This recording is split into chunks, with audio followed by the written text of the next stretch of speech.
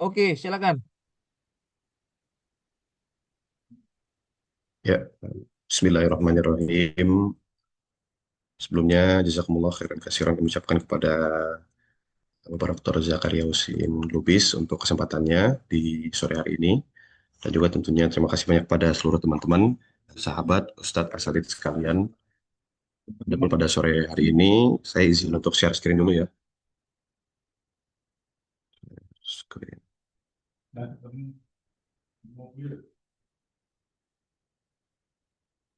Ya,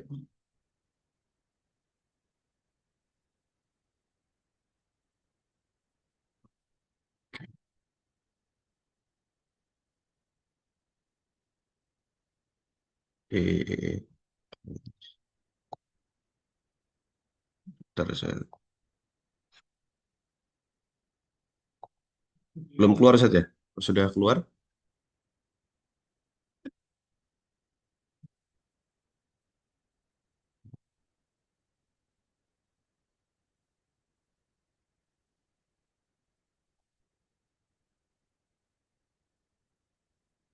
Belum. Bentar, siap. Izin sebentar, Ustadz.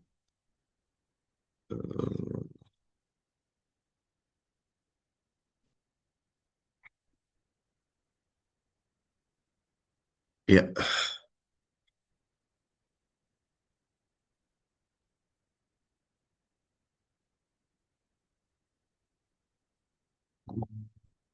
share screen.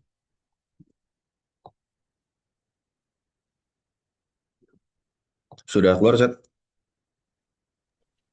Sudah oke. Ya, baik. Bismillahirrahmanirrahim. Pada sore hari ini kita akan sama-sama, saya izin untuk sharing kepada adik sekalian dalam mata kuliah ataupun pelajaran sejarah peradaban Islam, dan juga judulnya yaitu adalah Nuh alaihissalam dan rintisan peradaban profeti kedua. Adapun pada kelompok kedua kami bersama dengan Ustadz Asrul Ramdhani, insya Allah akan mempresentasikan setelah ini. Barangkali setelah itu nanti mohon untuk masukan dan juga tentunya diskusi kita yang akan kita lanjutkan setelah selesai presentasi ini. Baik, Bismillah kita mulai. Pertama, Satid sekalian, kita mulai dulu dari abstrak. Adapun apa yang menjadi abstrak pada eh, hal-hal yang ingin kita bicarakan ya, untuk kita sama-sama tentunya mendengarkan Nuh dan juga peradaban kedua. Di pertemuan yang kemarin kita sama-sama membahas tentang bagaimana profetik ataupun peradaban pertama ya yang dimulai dari Nabi Adam alaihissalam. Adapun pada kesempatan kali ini ya, ya, kita akan bahas tentang peradaban kedua seperti itu. Adapun memulai pertama-tama yaitu adalah kita mulai dari abstrak dulu ya, sahabat, juga satu sekalian melihat, oh, maaf, ini putusin. Ya, dalam tulisan ini kita akan sama-sama bicarakan dan juga mengetahui tentang bagaimana pertama tentu adalah penciptaan ataupun awal mula atau asal usul ya bahasa lainnya daripada adanya Nabi Nuh alaihissalam, yang mana kita akan sama-sama mengetahui sejarah awalnya dan juga setelah munculnya Nabi Nuh alaihissalam itu kita akan tahu juga kenapa kok Nabi Nuh alaihissalam itu disebut sebagai seorang yang menjadi penggagas ataupun mulai kembali peradaban kedua ya seperti itu. Itu adalah yang pertama, dan pada kesempatan kali ini juga di abstrak kita akan juga sama-sama tahu bahwasanya memang ada statement di situ bahwasannya Nabi Nuh alaihissalam adalah bapaknya umat manusia yang kedua. Kalau kemarin kita memunculkan di situ ada Nabi Adam alaihissalam, tapi pada kesempatan kali ini kita akan mengetahui siapa sih yang kedua atau siapa sih bapak umat manusia yang kedua. Dan kita akan mengetahui kenapa kok terus akhirnya bisa menyebar sebuah peradaban selanjutnya. Adapun selanjutnya yang ketiga, saya ringkas dari beberapa poin dalam abstrak ini. Poin yang ketiga yaitu adalah salah satu yang menjadi landasan mengapa Nabi Nuh alaihissalam disebut sebagai bapak umat manusia kedua, karena setelah itu itu beliau melahirkan ataupun beliau memiliki 4 orang anak yang kita ketahui bersama, namun salah satunya dalam beberapa riwayat dan juga ayat disampaikan sudah kafir dan juga tidak masuk dalam kategori yang menjadi penerus. Adapun kita fokus kepada tiga ya, asatidz sekalian. Yang pertama itu adalah tentunya Sam, yang kedua adalah Yafid, dan yang ketiga adalah Ham. Dan barulah kita akan masuk nanti di akhir daripada kalau di abstrak ini adalah bagaimana peradaban bisa muncul melalui Nabi Nuh atau disebut juga sebagai peradaban yang kedua. Seperti itu. Mengawali tentunya Bismillahirrahmanirrahim. Kita akan sama-sama mengetahui dulu siapa sih sebetulnya Nabi Nuh alaihissalam ya Bapak Ibu dan juga asatidz sekalian ya. Nama lengkapnya beliau adalah Nuh bin Lamak bin bin Matush Shalak ya, bin Khanuk bin Yarat bin Mikhlabel bin Kainin bin Anusi bin Syed bin Adam. Itu kalau kita telisik lagi dari nasabnya beliau. Adapun beliau itu dilahirkan menurut beberapa riwayat kurang lebih adalah memiliki jarak dengan Nabi Adam itu adalah 126 tahun setelah wafatnya Nabi Adam beliau baru lahir seperti itu. Dalam kitab Ibnu Katsir dia juga menyampaikan bahwasannya kurang lebih sekitar 126 seperti yang tadi disampaikan memiliki jarak antara proses dilahirkan Nabi Nuh dan juga Nabi Adam yang sudah ada sebelumnya. Adapun Nabi Adam sama-sama kita ketahui bahwasannya beliau adalah bapaknya umat manusia yang pertama ya, saudara sekalian. Namun muncullah mengapa kok bukan Nabi Idris tapi menjadi Nabi Nuh alaihissalam? Karena dari Nabi Nuh alaihissalam lah baru muncul atau kita semua itu akan pastinya tersambung kepada beliaunya ini. Adapun Nabi Nuh alaihissalam Bapak Ibu ya, seperti yang kita ketahui, beliau adalah Rasul yang pertama Bapak Ibu ya. Kalau dalam beberapa riwayat dan juga yang kita ketahui daripada buku-buku yang kita juga sama-sama, karena juga disebutkan dalam surat Asy-Syura ayat ke-13 Bapak Ibu semuanya yang menunjukkan bahwasannya pembagian Rasul beliau adalah yang pertama dan dalam Ulul Azmi beliau pun juga menjadi urutan yang pertama.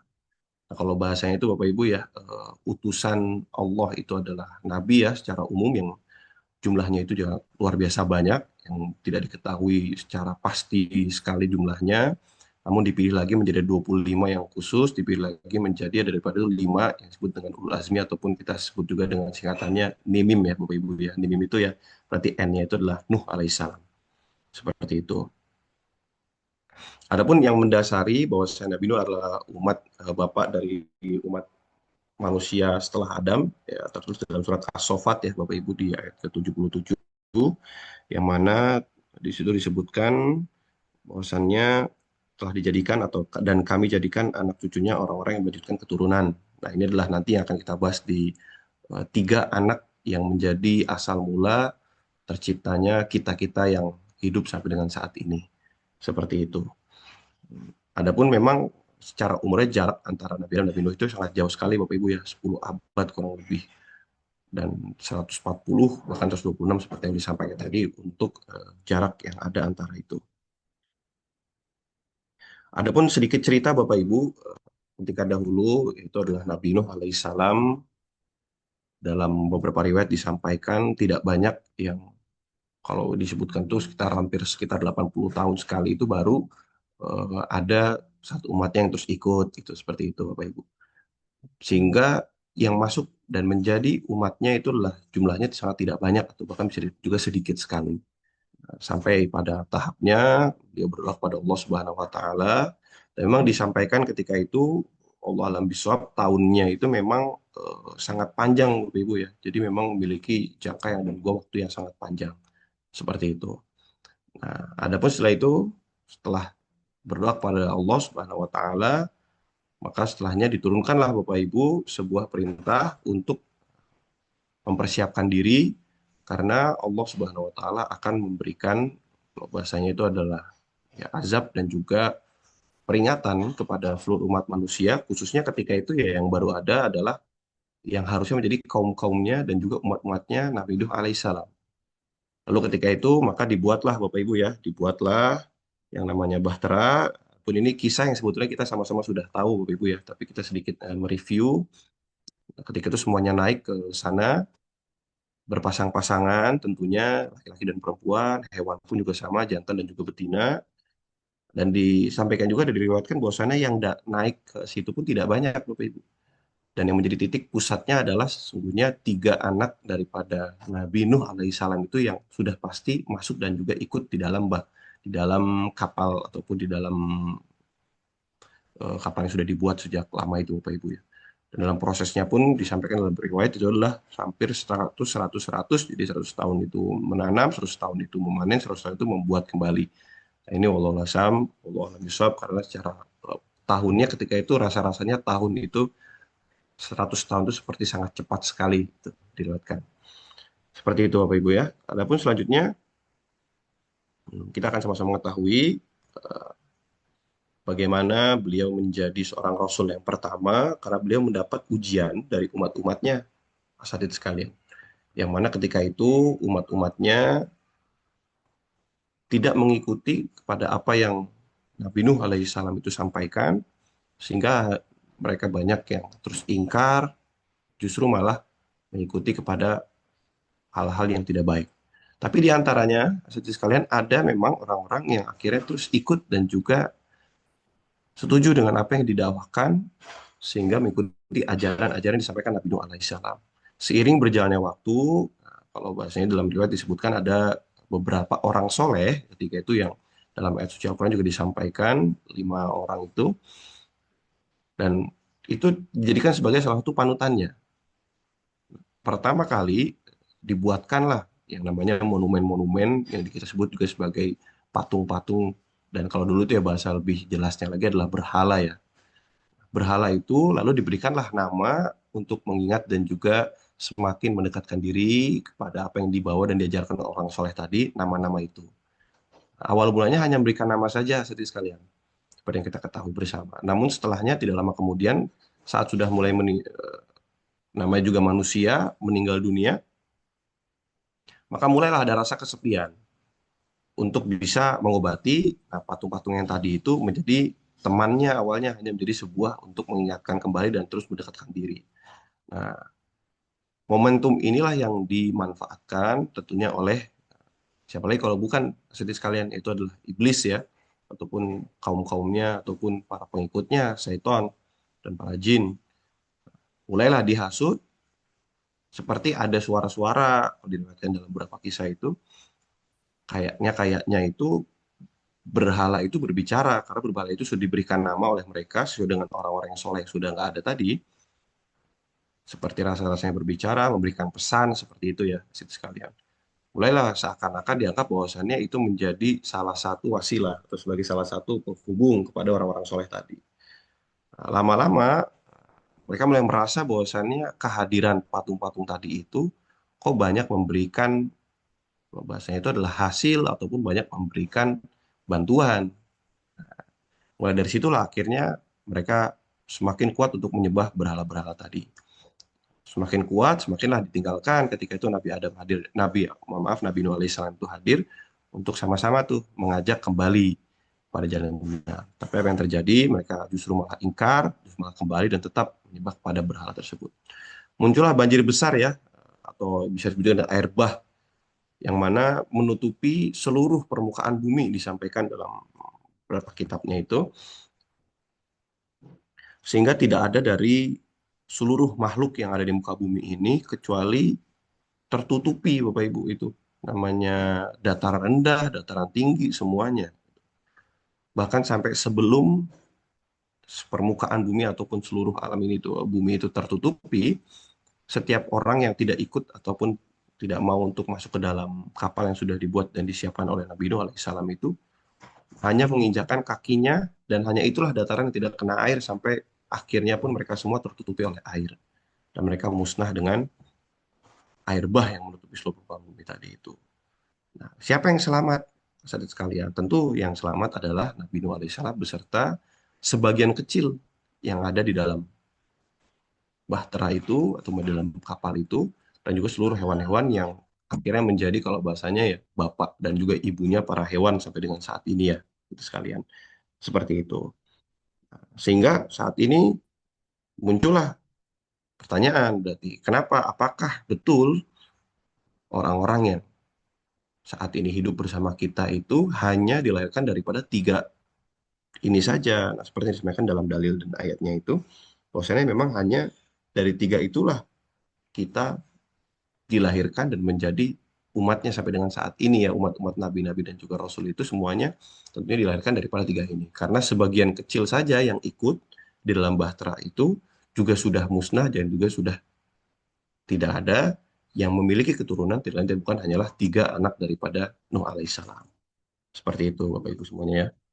Nah, berikut adalah keturunan daripada Nabi Nuh alaihissalam.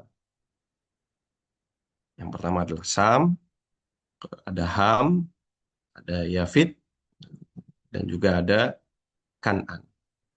Dalam riwayat disampaikan, seperti sekalian ya, bahwasannya eh, Kanan itu sempat, asal sekalian dan asatidzah itu, masih didoakan dan juga masih diajak oleh ayahnya. Siapakah ayahnya? Nabi Nuh alaihissalam. Namun apa yang terjadi? Tetap Kanan menyampaikan bahwasannya, biarkan aku meminta pertolongan kepada gunung yang paling tinggi, sehingga aku bisa selamat dari hujan yang luar biasa deras dan juga banjir bandang yang sangat besar dan tidak pernah ada sebelumnya.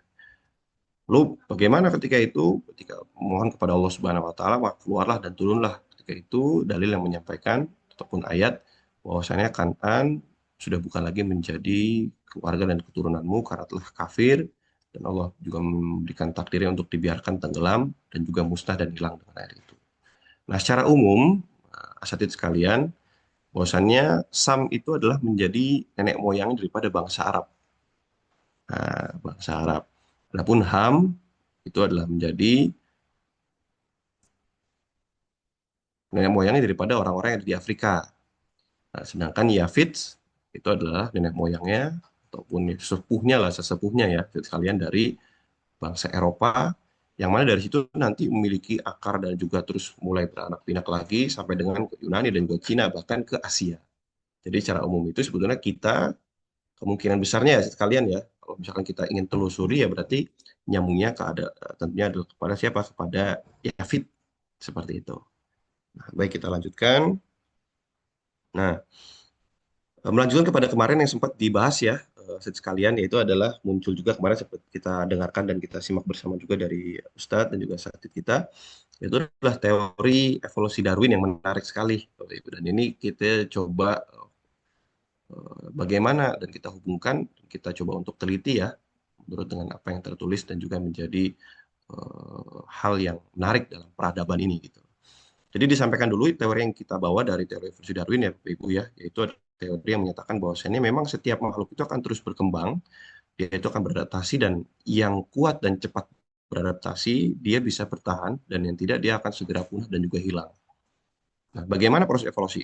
Evolusi itu tentu proses evolusi itu dari yang kecil menuju yang besar. Itu dari yang misalkan sebelumnya hanya sedikit menjadi banyak, yang sebelumnya hanya bisa melakukan ini, maka dia akan bisa melakukan ini itu dan lain-lainnya. Nah, itu pun dilakukan dengan banyak sekali penelitian ya Bapak Ibu ya, yang disampaikan kalau di sini itu kita coba ambil ada 4 hasil daripada penelitian yang bisa disampaikan menurut Darwin ini. Ini menurut Darwin dulu ya, sedikit sekalian ya. Seperti itu. Nah, ini yang membuat menurut beliau itu bahwasanya bisa bertahan dan juga seimbang nih. Adapun kita juga melihat Bapak Ibu apa yang terjadi dengan evolusi yang terjadi di zaman Nabi Nuh alaihissalam. Nah, di situ tertulis memang ada beberapa hambatan-hambatan yang juga disampaikan dalam Quran itu yang sehingga membuat peradabannya itu betul-betul mundur. Hadirlah Nabi Nuh alaihissalam pasca atau setelah kejadian Bahtera tadi itu, yang mana ternyata bisa disimpulkan ada beberapa hambatan-hambatan. Yang pertama adalah tentunya di sini kita sampaikan ada sifat sombong yang terjadi dalam umatnya. Yang kedua adalah pembangkangan atas apa yang disampaikan. Yang ketiga adalah taklid buta ya. Dan yang keempat adalah paganisme. Dan yang terakhir adalah pengaruh pimpinan dan juga tokoh yang ada di sana. Ini yang menjadi landasan dan kita bisa mengetahui apa sih sebetulnya yang menjadikan Nabi Nuh itu menjadi awal mulai yang membuat peradaban kedua. Seperti itu. Nah, peradaban pertama itu kapan? Ya, ketika pertama kali Nabi Adam alaihissalam dan menciptakan banyak umatnya yang tadi singkat cerita tuh akhirnya terus mengkultuskan ada 5 orang sahabat, 5 orang soleh ya yang disebut dalam Al-Quran juga. yang mana 5 orang tadi itu akhirnya memunculkan berhala-berhala, lalu dilanjutkan juga dengan terus akhirnya berhala itu dianggap sebagai Tuhan. Nah, barulah ketika itu Nabi Nuh alaihissalam muncul, masih tetap dengan hambatan-hambatan. Nah, mulailah proses kalau bahasanya evolusi ya, kalau kita ini tuh yang mana disebabkan oleh ada kurang lebih 5 hambatannya. Nah, alhamdulillah Nabi Nuh alaihissalam pasca dan juga setelah terjadinya itu mulailah di situ seperti rasa-rasanya itu kita dibersihkan dulu ya, situ sekalian itu dunia itu lalu muncul namanya dunia atau peradaban baru itu seperti itu. Nah, bagaimana awal mula penyebaran peradaban kedua itu? Nah, kita akan mulai Bapak Ibu di sini. Jadi disampaikan dari Said bin Abi Ruwah ya, dikata ada tentang bahwasanya firman Allah Subhanahu wa taala yang mengatakan semua manusia adalah keturunan Nuh alaihissalam. Kalau kalau kita itu mungkin kalau Bapak Ibu ya sekalian tahu itu kita kalau mungkin dalam beberapa kisahnya itu ada kalau di film mungkin ya kita betul-betul kayak dimulai lagi dari awal gitu loh. Kalau di film Marvel itu ada ya sekalian ya. Jadi betul-betul dimulai dari awal lagi. Dan ketika itu siapa yang memulai? Ya betul-betul Nuh alaihissalam. Maka dalam dalilnya pun disampaikan bahwasanya semua manusia adalah keturunan Nuh alaihissalam. Seperti itu. Nah, adapun ketika itu, ketika Nabi Nuh alaihissalam sudah muncul kembali pasca kejadian tadi ya Bapak Ibu ya, yang terus akhirnya terus dibersihkan semuanya tadi, tentu Nabi Nuh alaihissalam sudah berada pada umur yang juga tidak muda lagi, saudara sekalian. Tidak mudanya di sini pun sudah ratusan tahun ya, saudara ya. Sehingga siapakah yang akan meneruskan? Istilahnya pencetus dan pelopornya itu tentu adalah Nuh alaihissalam ketika itu. Namun 3 putranya lah yang akan menjadi cabang-cabang sehingga menciptakan sebuah peradaban di berbagai tempat dan juga di berbagai lokasi. Seperti itu. Nah, adapun penyebaran ini, Bapak Ibu juga dilandasi oleh tentunya banyak sekali kejadian-kejadian yang akan dilanjutkan oleh 3 anak atau 3 putranya. Nah, yang lain bagaimana hasil sekalian? Nah, yang lain itu semuanya tentu sudah musnah umat yang lainnya yang mana dibawa oleh menjadi umat Nabi Adam ataupun ketika juga Nabi Idris alaihissalam ya. Mungkin dalam pembahasan lain kita akan bahas lagi khusus untuk Nabi Idris seperti itu. Nah, kita akan tahu nih setelahnya bagaimana akhirnya keturunan Sam, Ham dan juga Yafid itu bisa muncul. Inilah akhirnya rasa-rasanya seperti kita di reset ulang kembali. Sam itu akhirnya menyebar di Arab, Ham itu menyebar di Afrika, dan Yafid menyebar di Eropa, yang mana juga terpecah lagi menjadi kita-kita ini yang saat ini muncul di mana kalau bukan ya di Asia. Nah, di Arab sendiri terbagi menjadi berbagai macam ya. Sekalian ini ada yang Arab yang dulu, ada Arab Baduy. Kalau kita pernah juga sama-sama belajar ya, ada Aribah, ada Musta'ribah, seperti itu. Dan masih banyak lagi macam-macam lainnya. Arab pun dibagi menjadi dua secara umum itu ada Arab yang selatan dan juga ada Arab yang di utara. Arab yang selatan itu adalah mereka-mereka yang duduk tentunya di kota-kota besar seperti Mekah dan juga Madinah, yang mana banyaknya itu adalah berdagang. Di sana juga banyak sekali ditemukan, contohnya kayu gaharu itu yang menjadi salah satu penghasilan terbanyak mereka juga, sampai dengan dijadikan sebagai tempat ataupun lokasi terjadinya banyak perniagaan. Bagaimana dengan Arab Utara? Arab Utara itu justru malah mereka tinggalnya di pedesaan, di perumahan-perumahan. Mereka menggunakan bahasa Al-Quran yang betul-betul masih pure dan murni ya, belum terdampak oleh budaya-budaya yang ada atau budaya yang baru. Seperti itu. Nah, inilah yang bisa disebut dengan biasanya aribah atau Arab dunia atau musta'aribah, yang mana dia udah mulai terarabkan. Seperti itu. Nah, adapun kalau HAM bagaimana HAM? Nah, kalau HAM itu karena banyaknya terus berdiam diri di Afrika di sana memiliki tantangan yang berbeda. Nah, contohnya seperti Mesir ya dan juga Sumeria yang ada di daerah Afrika tadi itu. Kalau di Sam itu ada yang dilawan tetap para orang-orang Arab, Arabiun ya, Arabian di sana itu kalau Afrika itu mereka melawan kepada orang-orang yang masih menyembah kepada raja-raja terkuat ataupun kepada para dewa-dewa. Nah, inilah adalah HAM ya, seperti itu. Nah, mereka itu melawannya adalah orang-orang yang tadi masih mengkultuskan para raja, bahkan menganggap dia sebagai Tuhannya, seperti itu. Adapun bagaimana dengan dewa-dewa, ya, dewa-dewa pun mereka jadikan sebagai keyakinan dan juga apa yang mereka sembah. Nah, yang menarik adalah Yafid ini ya, hadirin sekalian. Karena Yafid ini adalah yang memiliki keturunan lebih jauh lagi, lebih panjang lagi sampai dengan kita. Bagaimana kita bisa mengetahui? Kita juga bisa mengetahui menurut ada penelitian maupun salah satu yang menyampaikan ilmuwan Amerika ya dibagi menjadi empat ras. Empat ras itu kemungkinan adalah Yafid itu ada Mongoloid, ada Negroid, ada Caucasoid, dan ada Australoid ya. Yang mana kita dulu mungkin pernah pelajari dalam pelajaran-pelajaran sejarah kita dulu ya, sedikit sekalian ya. Seperti itu. Nah, barulah kita melanjutkan kepada sebuah teori peradaban yang mana gini Bapak Ibu. Jadi banyak sekali yang mengungkapkan bahwasannya yang menjadi standarisasi itu adalah tentunya ilmu pengetahuan saja. Sedangkan Nabi Nuh alaihissalam ketika itu hadir, Bapak Ibu ya, yang akhirnya sampai sekarang pun menjadi sebuah konsep-konsep baru itu, kalau bahasa kita adalah dimulai dengan Islamisasi ilmu. Bagaimana Islamisasi ilmu itu? Kita mulai dengan mengintegrasikan terlebih dahulu agama dan juga ilmu pengetahuan sebagai dasar bagaimana peradaban Islam itu mampu untuk kembali lagi mengendalikan ya peradaban yang ada di dunia ini. Nah, kenapa kok bisa terjadi? Karena memang para ulama pun sepakat agama ataupun spiritual itu adalah inti daripada sebuah peradaban. Tidak akan mungkin peradaban itu bisa muncul dan juga bisa kembali utuh apabila tidak ada dasarnya agama dan juga spiritual. Nah, kalau sudah kuat, barulah di situ dimasukkan yang namanya ilmu pengetahuan. Disampaikan oleh Ibnu Khaldun juga bahwasannya dia akan semakin maju karena ilmu pengetahuan yang terus bergulir.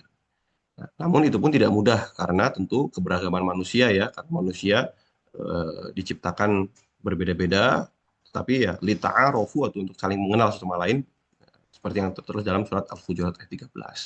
Nah, pesan atau message-nya yang ingin disampaikan adalah peradaban kedua Nuh alaihissalam sebagai nabi dan juga rasul ya, sebetulnya berasaskan kepada kesejahteraan dan juga keberkahan yang mana Allah ingin sampaikan dan berikan kepada kita. Nah, namun jalurnya adalah seperti kisah yang mungkin sama-sama kita sudah tahu dan barusan kita eh, sampaikan dan segera akan kita diskusikan setelah ini. Nah, yang terakhir adalah tentu kesimpulannya ya, Bapak Ibu ya. Bahasa lainnya daripada peradaban yang beliau berikan adalah warisan. Jadi beliau mewariskan sebuah peradaban baru yang mana dilanjutkan oleh anak-anaknya dan sampai dengan hari ini kitalah Bapak Ibu yang harus melanjutkan kembali bagaimana proses peradaban itu terus terus dan bertambah. Dan bagi umat yang beriman dan orang yang bersamamu, manusia adalah keturunan dari mereka yang bersama di kapal Nuh alaihissalam. Adapun kisah daripada Nabi Nuh alaihissalam juga sama Bapak Ibu dalam Al-Quran itu banyak sekali diulang-ulang, bahkan ada surat khusus yang menceritakan bagaimana prosesi beliau itu. Tentunya apa sih yang ingin disampaikan? Yang ingin disampaikan adalah bahwasannya tidak terlalu jauh berbeda dengan tentunya apa yang disampaikan oleh nabi-nabi setelahnya, karena beliau adalah yang mengawali ya, hadirin sekalian, itu adalah untuk mengetahui dan juga semakin mengerti apa sih tujuan kita diciptakan sebagai seorang manusia di muka bumi ini. Seperti itu Bapak Ibu semuanya, dan juga asatid yang kami hormati. Dan selanjutnya kita sudah 30 menit ya untuk menjelaskan ini. Kita punya waktu untuk diskusi dan juga mulai dengan pertanyaan-pertanyaan. Rasa-rasanya ini banyak sekali yang bisa kita diskusi dan juga bisa kita sampaikan ya, karena ilmu yang kita punya ini masih sangat sempit sekali. Sekian yang bisa saya sampaikan. Nanti juga akan ditambahkan oleh pembagian tugasnya nanti dengan Ustadz Asrul ya, juga akan menambahkan juga untuk apa yang menjadi tambahan-tambahannya. Demikian Bapak Ibu dan juga asisten sekalian, selanjutnya kita buka untuk diskusi ya, dan juga pertanyaan-pertanyaan. Apabila ada hal yang mungkin bisa kita diskusikan dan dijawab oleh rekan-rekan dan juga asisten sekalian, kita akan sangat terbuka sekali. Baik, terima kasih. Mari kita mulai untuk diskusinya. Tafadhol, mungkin ada yang ingin bertanya terlebih dahulu. Ahlan. Izin dari saya, Ustadz Siap Brari. hadir Ustaz Deden. Ahlan Ustaz Deden. Ya, saya belum melihat ini, Ustadz, gambaran realnya untuk artinya di zaman Nabi Nuh pasti kan ada peradaban yang baru ya di setelah masa itu. Siap, Nah, mungkin bisa di siap. spill gitu disebutkan apa-apa saja yang di zaman Nabi Nuh itu memang baru muncul gitu di. Kalau yang sekarang kan udah perkembangan selanjutnya jadi Arab sebetulnya ya ketika masa Nabi Nuh gitu sampai beliau itu wafat ya, peradaban yang ada ya, atau yang bisa ditampilkan itu apa tuh yang ada di ini, apa ada di sirahnya atau sejarahnya nggak? Terima kasih. Baik, siap. Terima kasih banyak Ustadz Deddy Agus untuk ininya ya kita akan diskusikan. Memang itu menarik sekali. Jadi apa yang menjadi perbedaan berarti ya Ustadz Deden ya ketika dulu itu ketika zaman Nabi Nuh itu bagaimana peradabannya Betul. sebelum beliau akhirnya muncul ya. Baik. Eh, Salah satunya yang mungkin barusan disampaikan tapi mungkin belum terlalu lengkap ya. Jadi memang ketika itu asal sekalian kalau yang saya baca itu pendek yang saya baca dan saya tahu ya saat itu kalian pada awalnya terjadi kalau di situ bahasanya itu di situ terputusnya kembali kepercayaan-kepercayaan orang-orang dengan pemahaman dan juga ajaran yang dibawa oleh Nabi Adam alaihissalam. Mereka itu mempercayai dan juga yakin kepada dakwah-dakwahnya, tapi kalau bahasa ini adalah saking fanatiknya dengan orang-orang soleh yang menjadi salah satu, kalau dalam Al-Quran itu disebutkan itu ayatnya, cuma saya masih kurang-kurang ingat itu, ya uko, ya uso, eh, ada lima, lima, lima, lima eh, ayatnya saya lupa. Jadi ada 5 orang soleh ketika itu, Ustaz Didan ya, yang mana mereka percayai, mereka yakini betul. Nah, tapi yang terjadi ketika itu fenomenanya, apabila ditinggal oleh orang-orang yang soleh tadi itu, mereka tidak rela dan juga tidak ridho dengan keadaan itu. Sehingga terjadilah di situ langkah-langkah yang mereka ambil, dibuatkanlah di situ yang namanya patung-patung untuk mengenang. Dalam proses itu, di situ terjadilah ada bisikan iblis dan juga setan, sehingga menjadikan patung-patung atau berhala tadi itu sebagai jelmaan daripada orang-orang soleh gitu. Sehingga mereka akhirnya terus menjadikan lebih daripada itu. Nah, pentingnya di sini peradaban itu seperti ini mungkin yang pendek kami tahu ya mungkin bisa kita diskusikan juga ini satu sekalian ya. Jadi ketika itu prosesnya itu ketika terjadi di situ yang ada yang meninggal, ada yang lahir, ada yang meninggal, ada yang lahir ya. Terus berputar yang namanya peradaban manusia itu. Nah, yang awal itu mereka hanya percaya ketika itu bahwasannya patung itu adalah orang-orang yang memang dulu itu nama-namanya orang soleh, jadikan sebagai patung, tapi keturunan-keturunan selanjutnya itu justru terwariskan pemahaman-pemahaman yang berbeda, sehingga menganggap bahwasannya patung-patung tadi itu sebagai justru jelmaan Tuhan, bahkan sampai pada akhirnya itu adalah Tuhannya, seperti itu. Itu keadaannya saat itu seperti tadi itu. Nah, adapun datangnya Nabi Nuh alaihissalam adalah mengajak mereka untuk kembali lagi dan juga ikut lagi. Tapi yang terjadi adalah susahnya untuk menghilangkan warisan keyakinan dan juga kepercayaan orang-orang dulu itu yang mungkin ada gap di situ, ada warisan yang mungkin terputus, ada warisan yang akhirnya jadi buruk sehingga dilanjutkan.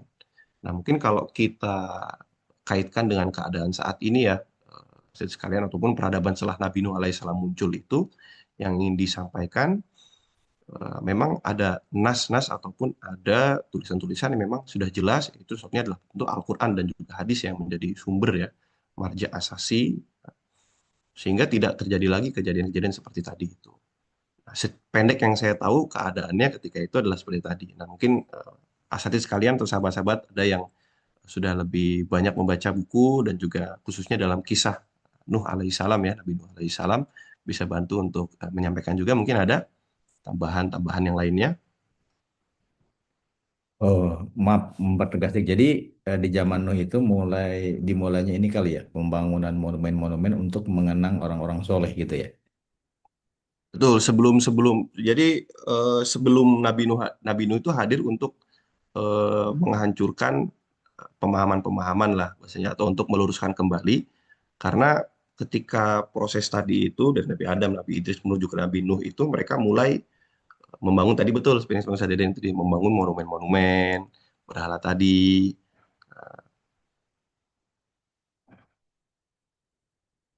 Nah, dalam Al-Quran itu mungkin yang disampaikan atau mungkin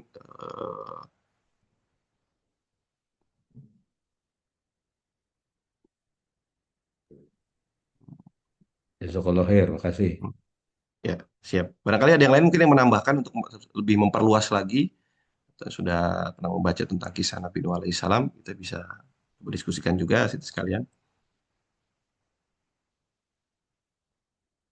Oh iya, saya Kalau baru ingat. disebutkan tadi Siap, kalau Ustaz. disebutkan apa namanya membuat patung relief-relief berarti itu menunjukkan peradaban kala itu dari sisi arsitektur mungkin ya sudah Mm-mm. bagus gitu kan. Kalau mereka bisa membuat patung itu kan dari batu-batu dan yang lain-lainnya berarti sudah ada seni-seni arsitektur atau desain-desain sampai membuat seperti itu berarti peradaban di waktu itu ada dari sisi itu.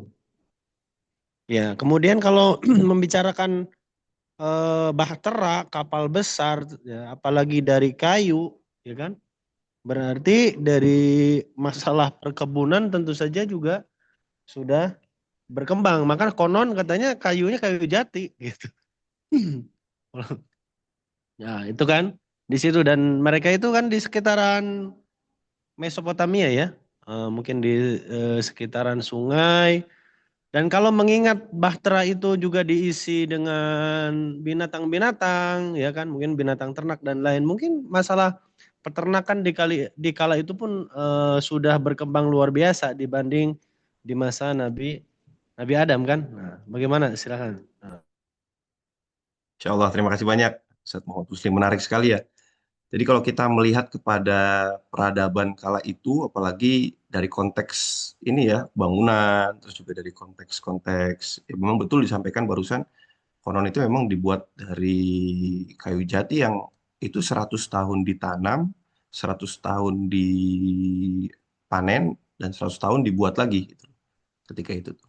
Dan dalam proses itu, dengan kemajuan yang luar biasa, tetapi tetap tidak menjadi sebuah kepercayaan yang baik untuk para kaum-kaum yang ketika itu muncul. Nah, ini menarik juga nih, kalau dari segi ini memang belum terlalu dalam untuk bisa dimengerti ya. Mungkin dari sahabat sekalian mungkin ada yang pernah mengetahui kalau dari segi pembangunan ataupun infrastruktur lah kalau bahasa sekarang berarti ya sekalian ya. Apakah ada riwayat yang mengatakan lebih dalam dan lebih jauh lagi tentang bagaimana keadaan infrastruktur ketika itu ataupun kala itu. Namun yang perlu bisa dipertegas memang betul berhala-berhala ataupun kreativitas orang-orang kala itu ya memang tidak bisa dianggap remeh juga seperti itu hasil sekalian. Karena membangun itu dari kayu dan lain-lain itu memang luar biasa.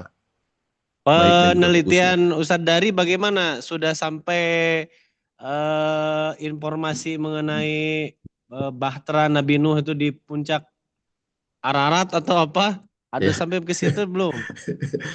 kalau sejauh ini masih belum Ustaz. Jadi kalau untuk memang betul-betul detail sampai ke ininya, insya Allah mungkin itu menarik juga tuh menjadi catatan kami untuk melanjutkan penelitian ini lebih dalam, khususnya pada yang bentuknya materi ya. Karena kan biasanya peradaban itu berangkatnya dari pemahaman dulu atau dari kepercayaan. Nah, itu mungkin kita banyaknya masih fokus di situ saja, tapi yang lebih menarik lagi tadi yang disampaikan Ustaz Muhammad Kusli dan juga Ustaz Deden itu, bagaimana keadaan yang katanya itu patung-patung dibuat itu, yang ada 5 patung utama ya. Jadi, dalam surat Nuh itu ya, Wat, Suwa, Yagud, Yauk, sama Nasr, namanya itu ada 5 orang itu. Kalau ayatnya kan, Wadda wala Suwa'a, wala Yagud, wala Yauko, wa Nasro. Nah, ternyata itu adalah 5 nama orang soleh yang ketika itu dipercaya dan diyakini. Justru malah menimbulkan hal-hal yang baru gitu. Nah, sebenarnya ingin kami korelasikan itu dengan peradaban setelahnya, adalah bagaimana proses perubahan yang dahulunya itu mereka memiliki pemahaman sehingga terwujudnya sebuah peradaban, akhirnya terus ada, nah ini yang materi-materi atau yang sifatnya itu adalah infrastruktur. Nah, ini akan menjadi catatan kami untuk insya Allah kami akan cari tahu dan lebih dalami lagi, atau mungkin saat ini juga ada yang sudah mengetahui sekalian, bisa menjadi catatan juga bagaimana sih keadaannya ketika itu, atau mungkin ada yang sudah pernah berziarah ataupun ke daerah sana sehingga tahu juga, seperti itu mungkin bisa menambahkan juga. Jadi mungkin awal mula ya di masa Nabi Nuh itu kan pertama kali ada Bahtera mungkin Nabi Nuh ya. Sudah diteliti belum sebelumnya ada tidak kan? Nah, kalau memang itu jadi awal ya tonggak ya adanya Bahtera pembuatan kapal gitu. Ya itu asal mulanya eksplorasi laut kan. Dan kita kan orang Indonesia katanya nenek moyangnya pelaut kan. Betul, betul. Negara maritim ya, Ustaz ya. Kaitannya iya negara maritim ini kan. Nah, itu, sehingga apakah mungkin persebaran umat Nabi Nuh itu juga ditopang dengan itu gitu kan. Setelah Nabi Nuh sukses membuat Bahtera, kemudian dibuat lagi setelah itu, setelah selamat, ya kemudian beberapa menyebar sampai ke Indonesia.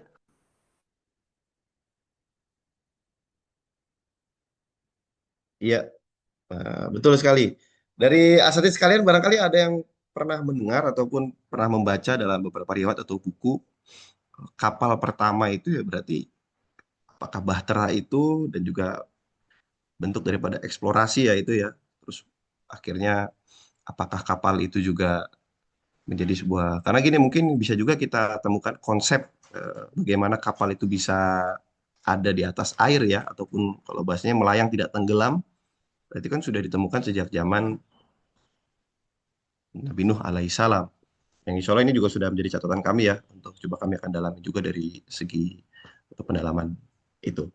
Nah, dari sahabat atau dari asatidz sekalian yang lainnya mungkin ada yang ingin menambahkan ataupun ada hal baru yang bisa kita diskusikan juga ataupun pertanyaan silahkan.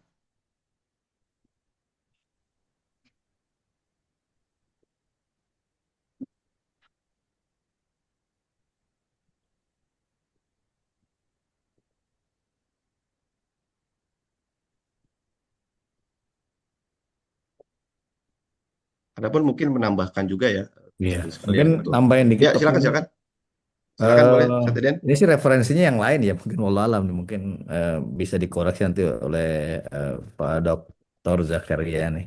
Karena referensi Nuh juga mungkin kalau di Quran memang hanya sampai nggak sampai ada menceritakan pasca Nuh diselamatkan gitu ya kehidupannya seperti apa. Walau alam itu kalau teman-teman ada riwayat lain.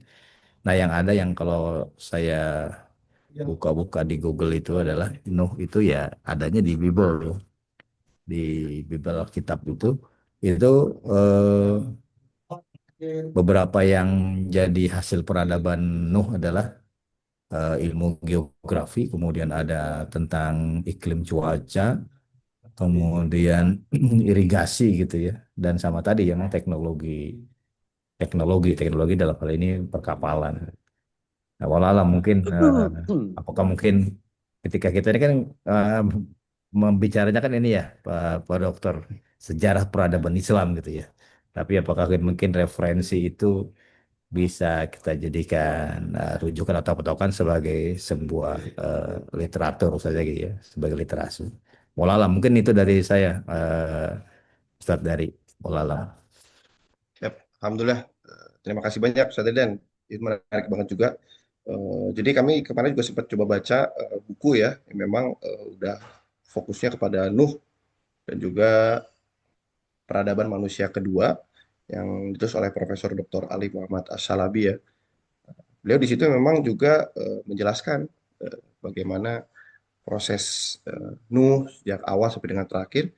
Cuman memang lebih banyak fokusnya adalah kepada bagaimana pemahaman dan juga keadaan yang menjadi tantangan-tantangan dan juga hambatan prosesi ketika itu Nabi Nuh akhirnya bisa hadir dan juga memberikan banyak hal bermanfaat kepada manusia. Namun yang sifatnya adalah cerita yang lebih dalam, nah itu juga mungkin bisa dijadikan sebagai salah satu ini ya, apakah itu bisa dipercaya betul ataupun bisa kita jadikan sebagai referensi yang sifatnya adalah tambahan.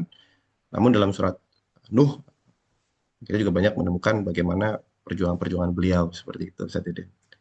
Mungkin juga jadi catatan juga mungkin kita bisa lihat apakah itu sama dengan cerita yang juga ada dalam surat Nuh itu mungkin saja Den ya, ataupun hanya atau punya versi lainnya, gitu. Cerita lainnya, gitu. Seperti itu. Ya. Ya, Mungkin Assalamualaikum warahmatullahi wabarakatuh. Waalaikumsalam warahmatullahi wabarakatuh. Untuk Assalamualaikum warahmatullahi wabarakatuh. untuk pertama mungkin perlu dipelajari dari berbagai sumber. Hidup Nabi Nuh itu pada era tahun berapa nih? Beberapa sih menyebutkan mungkin 3000 sebelum Masehi gitu ya, ada yang Hmm. menyebutkan. Tapi memang Quran itu kan bukan sebuah kitab sejarah ya, cuman di situ adalah simbol cerita-cerita. Ceritanya tidak seperti kalau sejarah kan di mana, kapan, siapa, mungkin kalau siapanya iya ya. Tapi kalau di mana dan kapannya di Quran tentang Nabi Nuh kan tidak disebutkan. Cuman yang jelas disebutkan hidupnya dia berdakwah 950 tahun itu tertulis kalau nggak salah ya. Tertulis dalam Quran. Nah, kalau kita lihat peradaban manusia di mana manusia menata hidupnya lepas dari hidup berburu, nomaden gitu ya. Umumnya memang kalau di dalam sejarah itu ada 4 peradaban kuno yang utama. Peradaban itu selalu dekat-dekat sungai atau di muara sungai. Karena apa? Karena manusia belum bisa mencari air dengan mengebor seperti sekarang. Mungkin ibu-ibu, bapak-bapak di rumahnya sekarang mungkin sumur pompa ya. Jadi sumur pompa kita bor, masukin pipa, kita pumping ke atas gitu kan. Karena air adalah setelah udara, air makanan. Nah, itu kebutuhan paling penting. Jadi selamanya peradaban awal manusia itu selalu mendekati sungai atau muara. Sumber air tawar yang bisa diminum lah. Selalu ya hidup di situ kan. Jadi 4 peradaban besar manusia itu yang pertama Mesopotamia, antara Mesopotamia kan artinya antara dua sungai.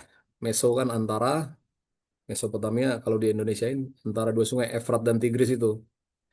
Kemudian Sungai Nil di Mesir, peradaban Mesir. Kemudian peradaban India, Sungai Gangga dan Sungai Kuning di Cina.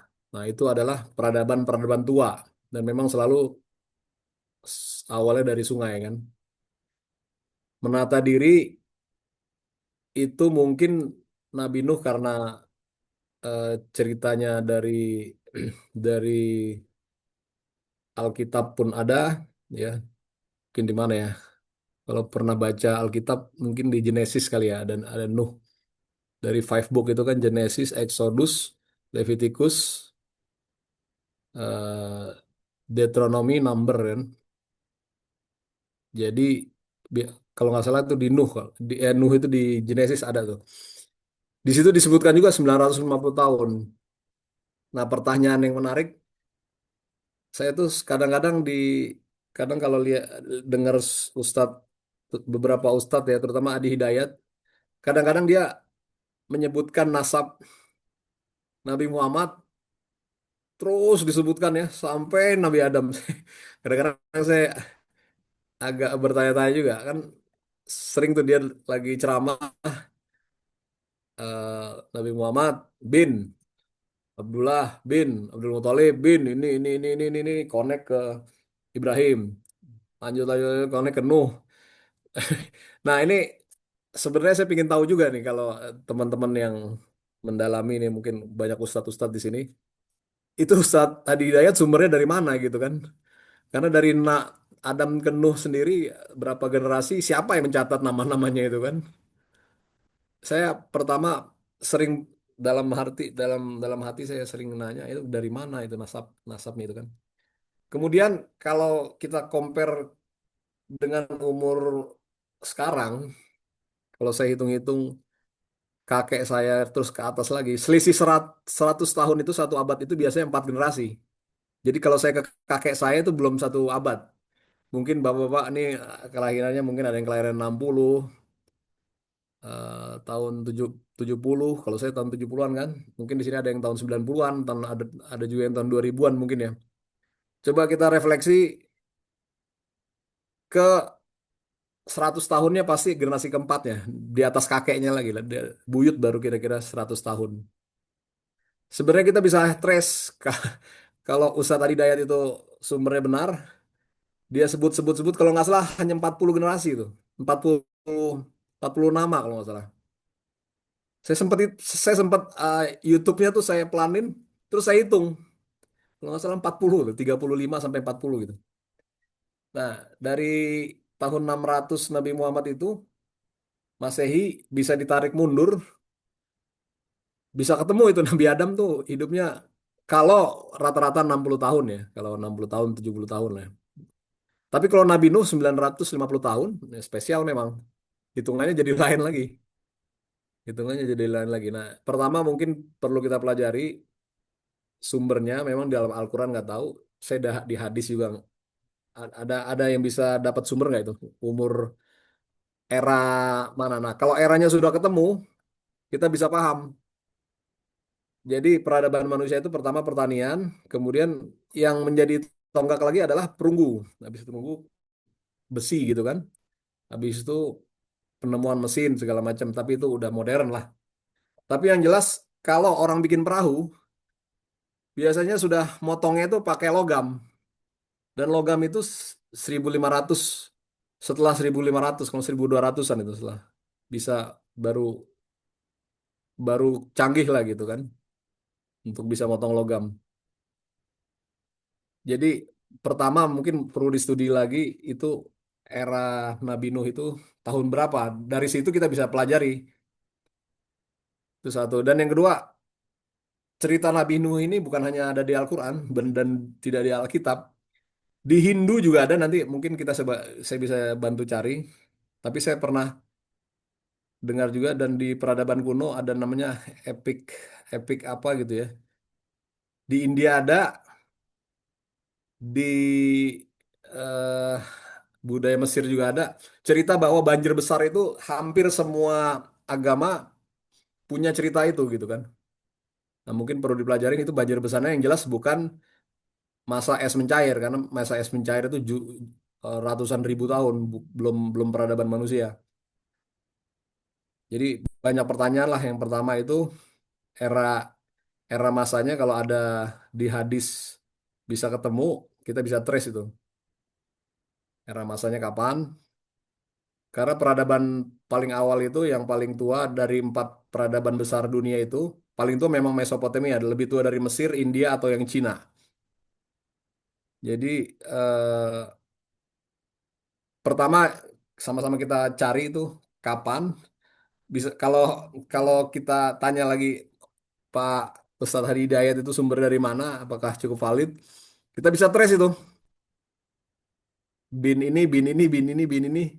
Nah itu kalau sumbernya valid dan sohih, ya gampang lah kita bisa ngetrace tahun berapa kira-kira dia hidupnya. Karena dia sebut naik-naik dari Ismail, naik Ibrahim, Nuh itu tersebut sama Adi Hidayat tuh kalau nggak salah. Habis itu terus sampai Adam. Canggih itu. Kalau memang benar itu canggih itu. Karena sejarah itu kan dari Nabi Adam ke Nuh, pertanyaannya siapa yang menulis sejarahnya gitu kan.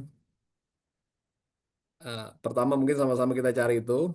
Kemudian kalau udah ketemu, tapi kalau membuat membuat perahu harusnya udah ketemu zaman logam itu kan. Dia potong kayunya, perahunya, apalagi kalau ngelawan banjir besar kan bukan perahu kaleng-kaleng gitu kan. Pasti kayunya besar dan tidak bisa dipotong dengan batu itu kan. Pasti udah teknologi logam. Jadi banyak pertanyaan lah. Tapi yang jelas kita kan ilmu tafsir nih. Tafsir tidak terlalu penting tahun kan. Dia kan di situ kan mungkin simbol-simbol apa anak durhaka di situ kan ada anaknya, di antara 3 anak itu satu yang durhaka kan Kanan itu kan yang durhaka. Jadi itu jadi beberapa poin yang paling penting kita coba cari sama-sama, eranya kapan. Yang kedua kita bisa trace apakah pasca era logam. Dan yang ketiga cerita Nuh ini ada di hampir semua kitab-kitab agama manapun. Saya saya bisa bisa coba bantu cari nanti kalau ada sempat waktu.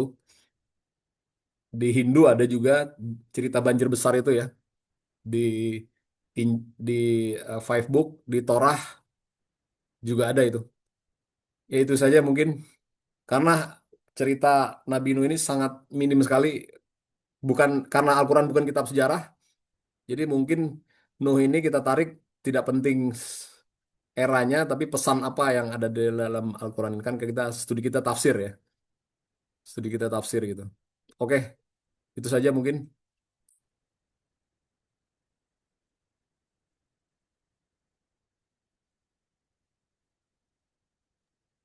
Baik, terima kasih banyak Ustadz Asrul Ramli untuk tambahannya. Semakin menarik sekali ya kita kalau terus kembali flashback pada tahun-tahun peradaban kala itu. Adapun kira-kira dari sahabat dan juga sahabat sekalian ini apakah ada yang juga sudah lebih tahu barangkali keadaan dan juga tahun ya. Memang kalau di beberapa buku yang juga saya coba baca itu belum disebutkan secara jelas sekali untuk tahunnya kapan ya. Tapi yang selalu disebutkan adalah memang perbandingan tahun ketika itu tuh memang sangat ini. Seperti misalkan 1 tahun tuh dengan 100 tahun tuh seperti cepat sangat ini sekali gitu. Jedanya 100 tahun, 200 tahun, 300 tahun. Seperti itu.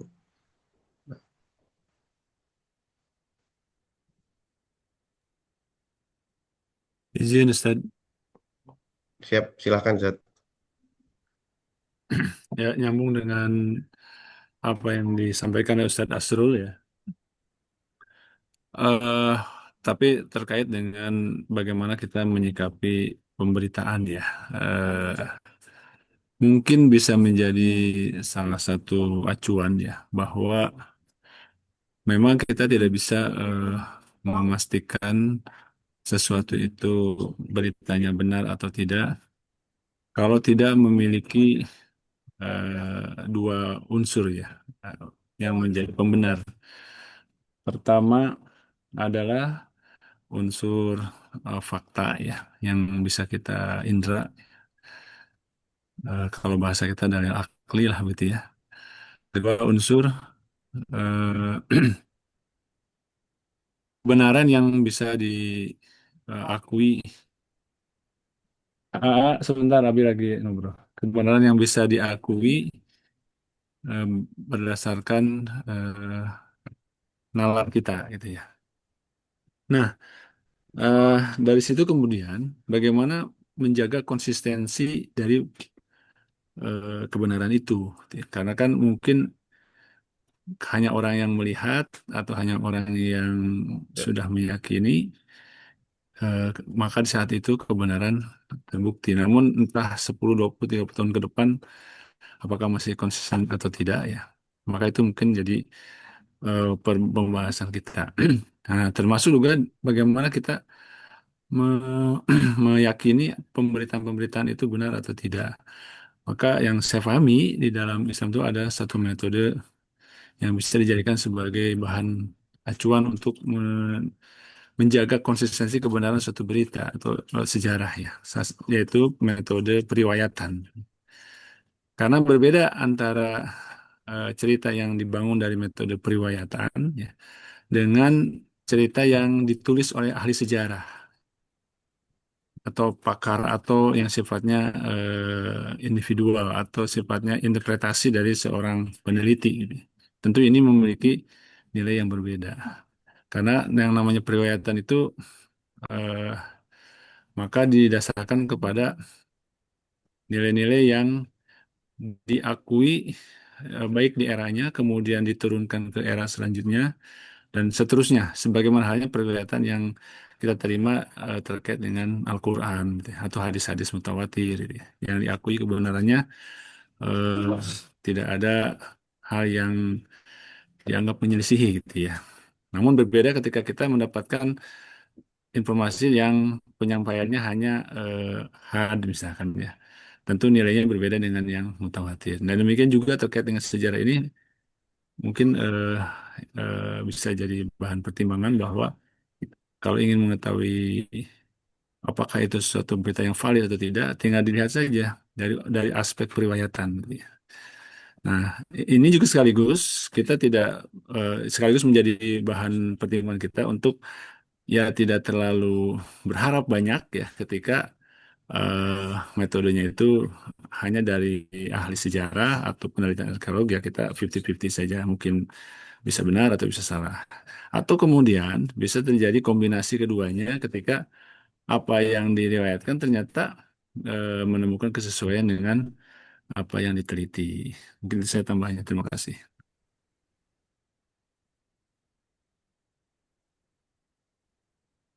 Baik. Terima kasih banyak Ustadz Wicak. Alhamdulillah semakin memperluas ya. Memang periwayatan itu berarti Ustadz ya, yang sebenarnya harus lebih kita yakini karena kalau hanya berpegang kepada itu tentu setiap ini pun akan terus berubah ya. Tapi memang kalau dari dasar itu sudah dengan riwayat yang kuat. Barangkali dari asatidz sekalian ada yang terus bisa hadir dengan sebuah riwayat yang mungkin kita belum tahu ya tentang khususnya dalam bagaimana perjuangan Nabi Nuh alaihissalam. Bisa juga kita coba diskusikan ini. Apakah mungkin ada dari asatidz sekalian?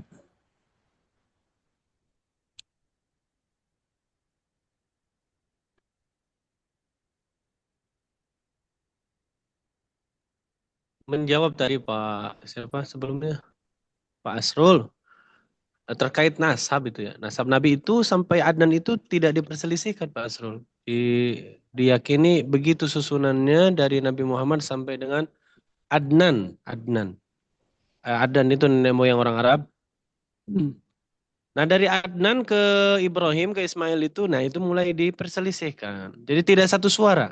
Ulama sejarah Islam pun tidak satu suara terkait urutannya, nama-namanya. Tapi kalau nama-nama dari Nabi SAW sampai dengan Adnan itu eh, disepakati. Nah terkait dari Ibrahim sampai Adam apalagi, apalagi kalau dari Adnan ke Ibrahim saja diperselisihkan.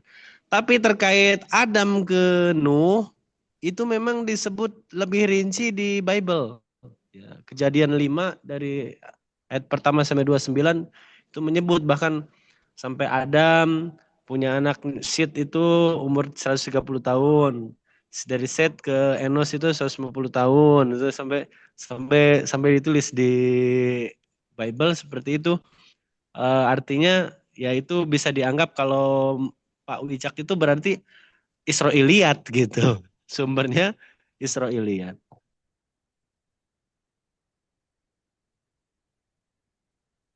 Jadi Ustadz Muslih yang disebutkan itu sumbernya eh, kalau misalkan Ustadz Hidayat, Kemungkinan campur dengan Israiliyat. oh, Campur campur Israiliyat pasti. Tidak mungkin dari sumber Islam.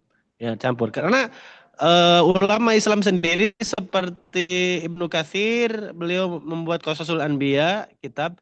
Itu beliau juga mantap menyebutkan nama-nama itu, luar biasa. Dari mana terbawa oleh itu? Apa sumber-sumber dari agama lain. Ini khususnya dari kitab Kejadian, kitab-kitab di Bible itu banyak merinci sampai nama-nama.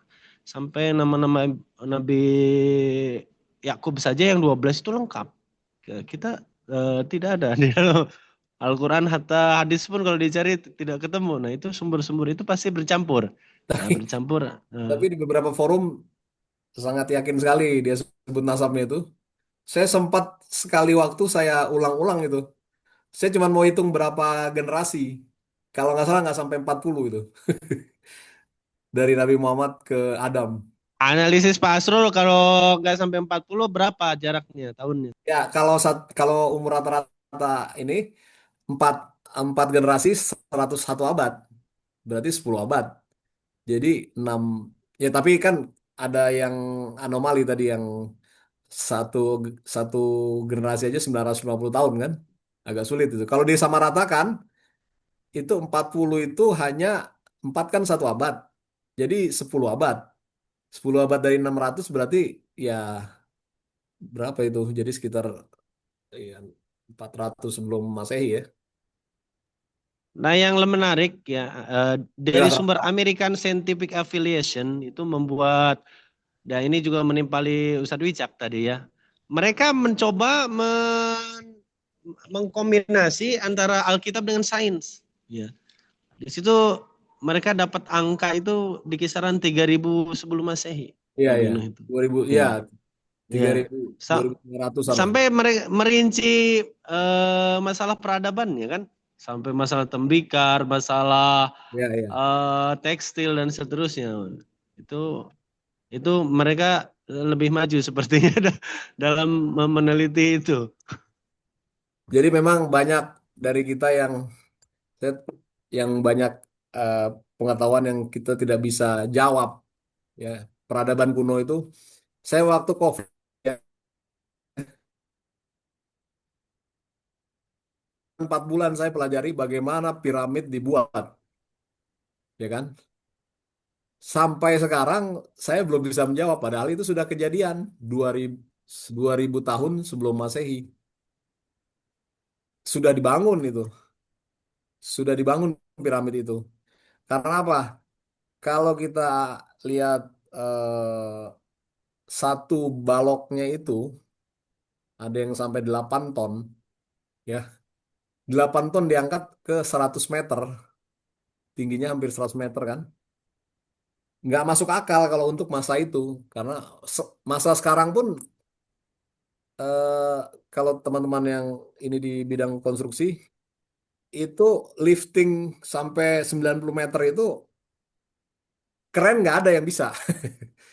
Gimana Ada, analisis Pak Asrul? Orang-orang dulu hebat-hebat apa ada unsur mistis?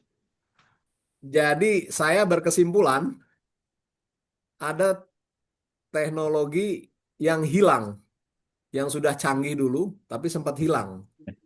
Berarti Jadi ajaib itu. ajaib. Itu memang ajaib. Ada teorinya banyak. Ada dia Sebetulnya bikin begini rem. sih kalau kalau apa yang tadi disampaikan Pak Asrul ya. Jadi eh, kenapa hanya 40? Sebetulnya kalau kalau logiknya apa atau kalau berdasarkan info-info yang dari dalam Al-Quran itu kan hampir sebetulnya bisa mendekati itu ya karena umur-umur Nabi terdahulu kan nggak ada yang kayak orang-orang kita sekarang ya yang 60-an ya. Rata-rata itu kan di atas 100 gitu. Ya sampai tadi mungkin Nabi Nuh aja 900. Mungkin Nabi Adam juga lebih lebih dari itu Ya, usianya gitu. ya. Apalagi dengan size eh, beliau yang besar gitu. Ibrahim aja udah besar gitu ya. Kemudian size-size yang lagi. Nah ini mungkin bisa jadi mungkin hitungan itu ya. Makanya eh, dan biasanya memang ulama-ulama sendiri, kenapa tadi yang disebutkan Ustadz Musli gitu kan, kok bisa Ibnu Katsir sendiri ngambil itu kan? Padahal kalau tadi disampaikan di depan di mata kuliah itu mata kuliah yang sebelumnya bahwa rujukan yang paling mendekati eh Sohih gitu kan itu adalah kitab-kitab tafsir yang tiga itu ya salah satunya kan Ibnu Katsir gitu. Termasuk orang yang sangat hati-hati dalam menafsirkan apa yang dalam Quran sehingga dia pilih kalaupun hadis ya pilih yang sahih gitu ya.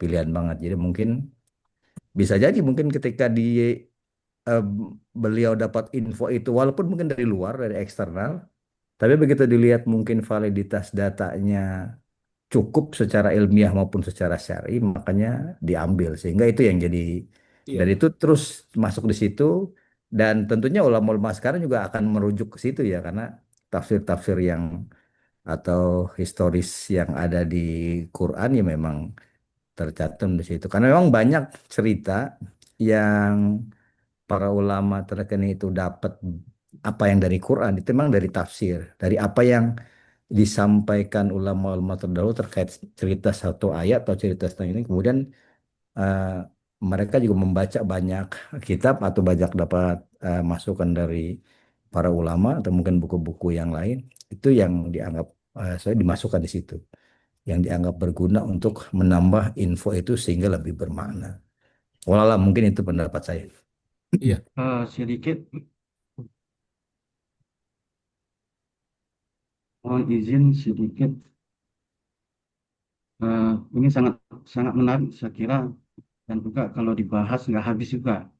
Apalagi dari Ustadz Asrul mengatakan mendengarkan dari ceramah dari Ustadz Hadi Hidayat itu sampai 40 dan juga benar adanya seperti Ustadz Widya tadi mengatakan itu semua dari periwayatan apakah sahih atau tidak. Tapi dari sisilah yang lain, itu bukan 40 Ustaz Asrul. Kalau dari Nabi Muhammad sampai Nabi Ibrahim itu 63. Iya. Dari eh, dari Nabi Ibrahim ke Nabi Nuh itu 73. Nah, maksud saya, Nabi Nabi Nabi Nuh ke Nabi Adam itu 83. Nah, iya, jadi di sini itu kata sumber. 82. Itu jadi memang benar adanya seperti saat suruh mengatakan dari mana referensi yang diambil oleh Ustaz Hadi Dayat sehingga Iya, sampai iya, 35 betul. atau 40. Memang Iya, dikala itu benar dan juga benar juga seperti Ustaz Muhammad Muslim mengatakan, nah, itu diambil dari kitab yang lain, bukan tidak cukup dari kitab Al-Quran dan hadis. Tapi kan yang kita pedomani selama ini segala sesuatu itu ya pasti berujuk pada Al-Quran dan Sunnah kan seperti itu. Dan juga seperti Ustaz Wija mengatakan tadi, kalau berpedoman kepada ahli sejarah kan apakah itu bisa dijadikan pedoman yang benar? Kan juga tidak. Nah, jadi ini mungkin sangat-sangat seru untuk kita bahas. Dan tapi pembahasan itu baiknya harus ada kesimpulan. Mungkin seperti itu.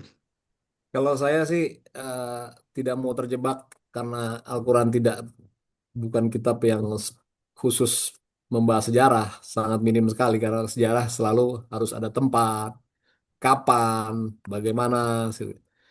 Saya lebih tertarik kepada pada sudut pandang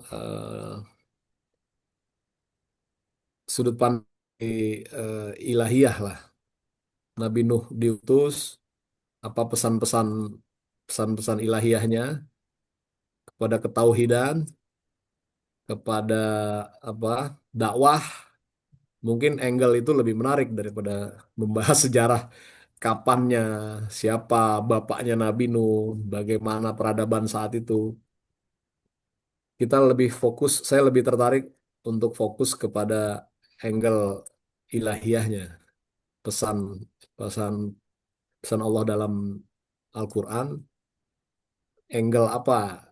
Setiap nabi kan pasti ada angle-nya ya, menekankan ini, menekankan ini. Nah, saya lebih tertarik dalam kajian tafsir ini untuk membahas eh, membahas ininya konsep ilahiyah di mana Nabi Nuh diturunkan, apa angle-nya gitu kan. Saya tidak tertarik membahas angle ini sejarah. Itu saja mungkin.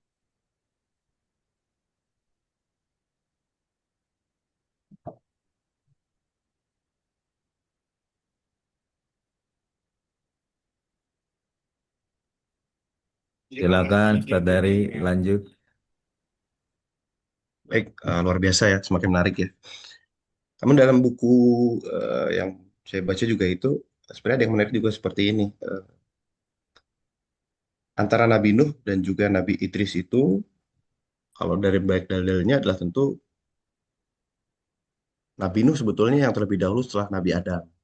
Tapi sejarah yang kita percaya sampai saat ini dan juga banyak disampaikan, bahwasannya Adam, Idris baru Nuh, Nabi Nuh gitu. Namun dari dalil dan juga riwayat yang disampaikan dikuatkan juga bahwasannya Nabi Nuh itu adalah yang Rasul yang pertama gitu. Mengapa disebut sebagai Rasul? Karena memiliki tugas yaitu adalah membawa pesan dan juga membenarkan umat-umatnya yang belum sesuai gitu. Secara tidak langsung disampaikan juga di buku ini bahwasanya memang ketika dari zaman Nabi Adam sampai dengan munculnya Nabi Nuh itu ya semua orang itu ya dalam keadaan yang memang mereka bertauhid semua gitu. Tidak ada yang menyimpang sama sekali gitu. Mulai kapan menyimpangnya itu adalah pasca meninggalnya 5 orang soleh itu yang disebutkan dalam Al-Quran dalam surat Nuh itu. Sehingga muncullah di situ Nabi Nuh alaihissalam yang mana bertugas untuk memperbaiki dan juga terus mengembalikan lagi yang namanya acuan-acuan dan juga apa yang menjadi hal-hal yang harus dilakukan gitu. Nah, kalau dari asal sekalian mungkin barangkali apakah ini juga menjadi sebuah perdebatan ya dan juga bagaimana gitu kalau menyambungkan dengan apa yang disampaikan oleh Ustadz Asrul tadi, lalu dilanjutkan oleh Ustadz Deden tadi di awal dengan Ustadz Muslih juga, dan Ustadz Wicak juga menambahkan, dan Ustadz Eka juga, dan asatidz sekalian yang lainnya nih. Kalau menurut sekalian itu secara urutan dan juga yang memang betul itu Adam, Idris, Nuh, Hud, Soleh kan kalau yang kita ketahui selama ini gitu loh. Tapi kalau dikuatkan di buku ini justru malah banyak juga yang mengatakan Adam di situ ya sebenarnya berbarengan dengan Nabi Nuh dan juga Idris itu tapi tetap Nabi Nuh terlebih dahulu gitu. Nah ini barangkali juga bisa menarik juga nih. Kalau menurut dari asatidz sekalian bagaimana?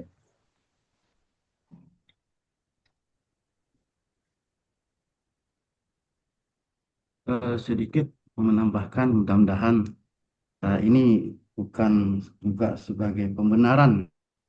Memang dikatakan rasul yang pertama itu Nabi Nuh. Karena sebelumnya ketika Nabi Adam itu tidak ada pengajak tentang ketauhidan. Apalagi Nabi Adam pernah dilempar ke bumi. Awalnya di surga karena melanggar sesuatu hal yang dilarang Allah, maka dilempar ke bumi.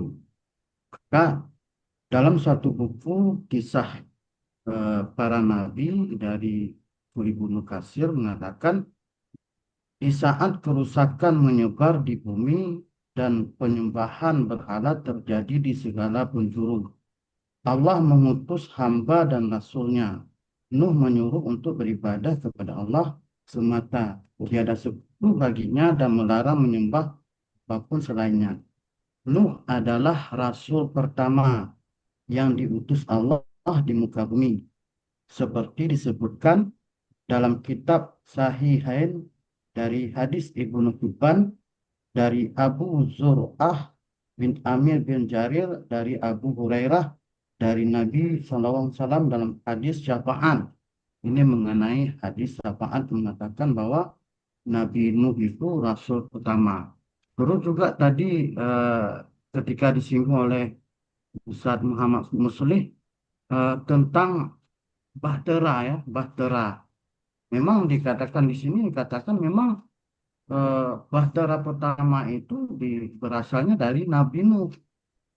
Ketika saat itu kaum Nabi Nuh tidak ingkar kepada Nabi Nuh, tidak mentauhidkan bahwa Allah itu adalah pencipta mereka.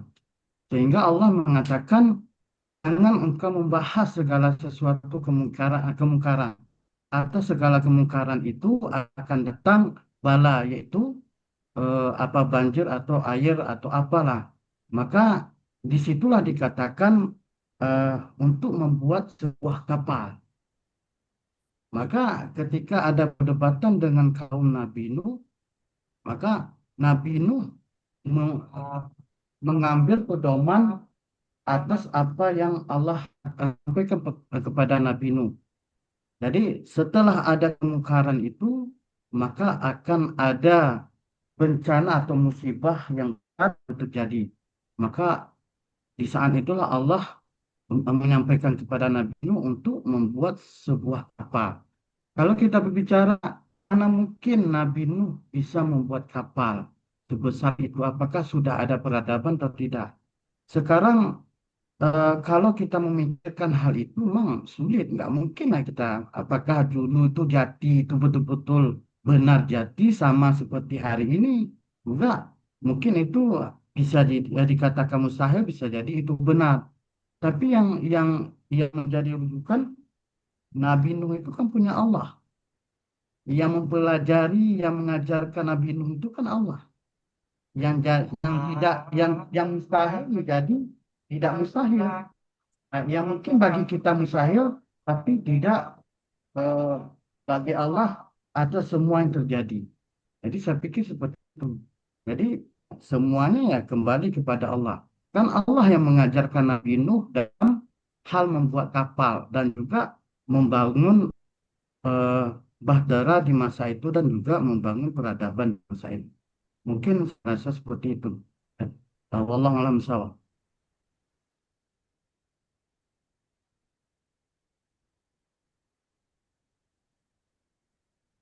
Ya, terima kasih banyak Mas Ateka menambah kembali ini ya khazanah tentang keilmuan kita juga dan semakin diperluas lagi. Tapi apakah untuk urutan mungkin barangkali dari sekalian itu berhubungan dengan Nabi Idris ini mungkin. Nabi Nuh dulu atau Nabi Idris dulu nih berarti Ustaz? Mungkin ada yang bisa hadir dengan apa yang pernah dibaca ataupun dipercaya karena tadi menikul juga apa yang disampaikan oleh Ustaz Wicak ya. Nabi Idris itu dikatakan kakeknya Nabi Nuh. Oh, ada riwayat yang mengatakan dan itu kuat Ustaz ya berarti ya. Nabi Nuh itu berarti Nabi Idris itu kakeknya Nabi Nuh ya. Kalau di sini dikatakan Ustaz, Nabi Nuh, terus Lami. Setelah Lami, Mudwisyah. Setelah itu baru Nabi Idris. Setelah Nabi Idris baru Yarid. Setelah itu Mahlail, Kinan, Anusyah, Nabi Syed alaihissalam, dan Nabi Adam alaihissalam. Jadi ini Itu Allah Ibnu alam Katsir juga ya, Tat? Ustaz. Ibnu Katsir, Ya kalau saya pegang ini buku Ibnu Katsir. Ini Sirah Nabi. Wah, saya ke Qasasul sana Anbiya tapi ya. kalau Ya, ya, kisah kalau sahabat. masalah silsilah itu di kitab Google. Lebih dalamnya ya. Berarti memang Nabi Idris itu disampaikan menjadi seorang nabi karena hanya melanjutkan apa yang sudah ada ketika ataupun syariat yang ada pada Nabi Adam alaihissalam ya, satu sekalian ya. Yang mana juga belum terjadi di situ adanya penyelewengan dan semuanya masih berjalan dengan baik-baik saja dan baru mulai terjadi sebuah penyelewengan itu ketika muncullah di situ umatnya Nabi Nuh alaihissalam sehingga beliau disebut sebagai Rasul yang pertama ya karena membawa syariat baru ataupun hal yang memang perlu untuk diperbarui karena adanya yang membangkang dan juga tidak mengikuti akibat dari bisikan setan-setan dan juga iblis dan tergoda gitu seperti ya. Tadi coba diulangi lagi apa? Nuh bin Lamik bin apa? Mutasalih. Bin Mudwisyah. Terus bin Anu itu ada yang Ya. berpendapat itu Nabi Idris. Nah, itu nama Honuk atau Anuk itu sebetulnya berasal dari Bible yang mana Bible menyebut dengan nama Henoh. Henoh. Nah, itu diyakini Henoh itu Nabi Idris. Jadi Nabi Idris begitu. Memang itu di Qasasul Anbiya ada maupun di Al-Bidayah wa Nihayah Ibnu Katsir sama-sama dua-duanya. Nampaknya Ibnu Katsir sebetulnya menukil dari sebagian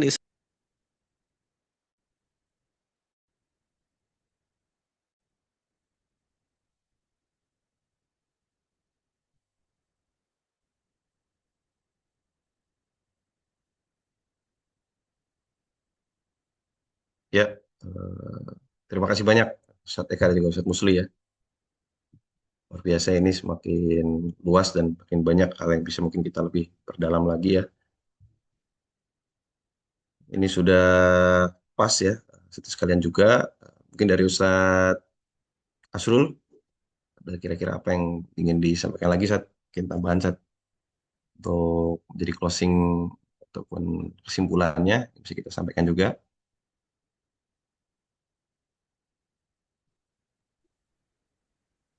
closing dari Ana ya bahwa di zaman Nabi Nuh itu sudah ada status sosial. Ya, jadi para pembesarnya zaman sekarang elitnya gitu. Dan Nabi Elit Nuh global, itu Ustadz. terlahir dari ya dari rakyat jelata sehingga itulah yang menyebabkan penolakan besar terutama dari kalangan pembesarnya, elitnya. Itu juga jadi kadang-kadang kebenaran yang muncul dari grassroots kalangan bawah ya karena tidak diterima oleh elit dan itu masih terjadi ya peristiwa seperti itu di masa modern khususnya di tanah air kita. Oke, cukup ya, 17.30. Kita kan cuma sampai jam 6 kurang kan.